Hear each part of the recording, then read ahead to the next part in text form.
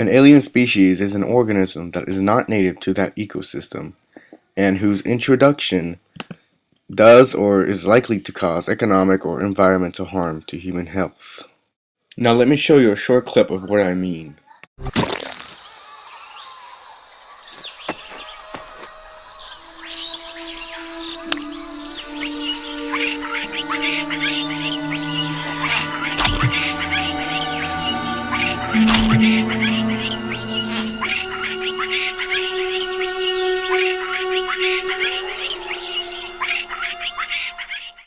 Now, as you could see, the invasive species was attacking the local population, causing a decline in their population while a large surplus in theirs.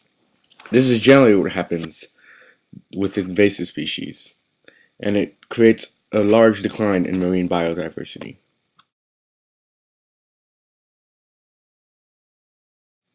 Now, ships require weight when crossing the high seas.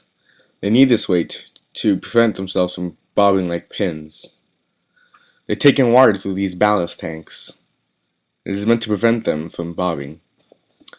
Now, around 5 to 10,000 species are traveling in these ship ballasts across the world at any given time. They get from point A all the way across the seas to point B.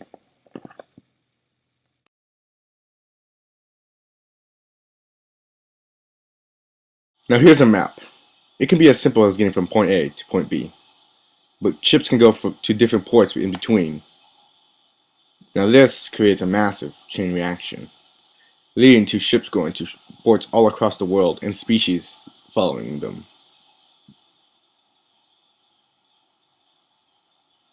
As you can see.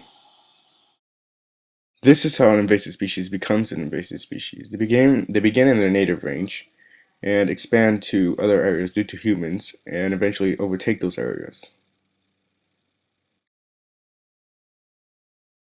Now here is a European green crab. It's actually quite carnivorous.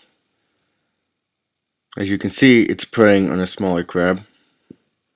Oh, there goes its claw. Well, as you can see, this has become a huge problem on our coastlines, as it has outcompeted other crabs and migratory birds for food. Here comes another crab. As you can see, it is trying to take a nab at its food. And it's quite stealthy. It is now seen in far greater numbers than our native crabs, due to its superiority in hunting for food.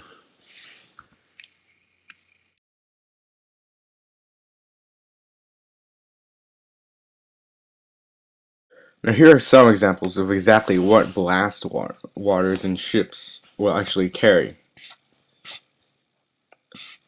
Lots of tiny microorganisms, for the most part. This is a sea lamprey. It's quite a nasty creature.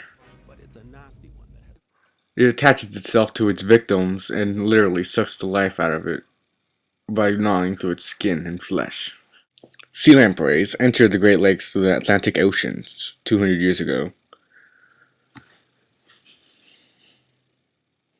They have furthered their invasion when we built canals, and now they have overtaken all the Great Lakes and harmed local fisheries. Efforts have been made against the sea lampreys. Some of these include fishing them out, building waterways to prevent eggs from hatching, releasing sterile males, dumping chemicals to destroy sea lamprey eggs.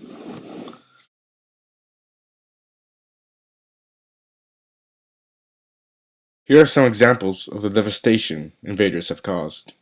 What you are looking at are mussels. They have exploded in population, covering much marine life. Even human structures have not escaped these creatures, along with the crawfish. Now here is a map showing you all the major areas affected by marine invaders.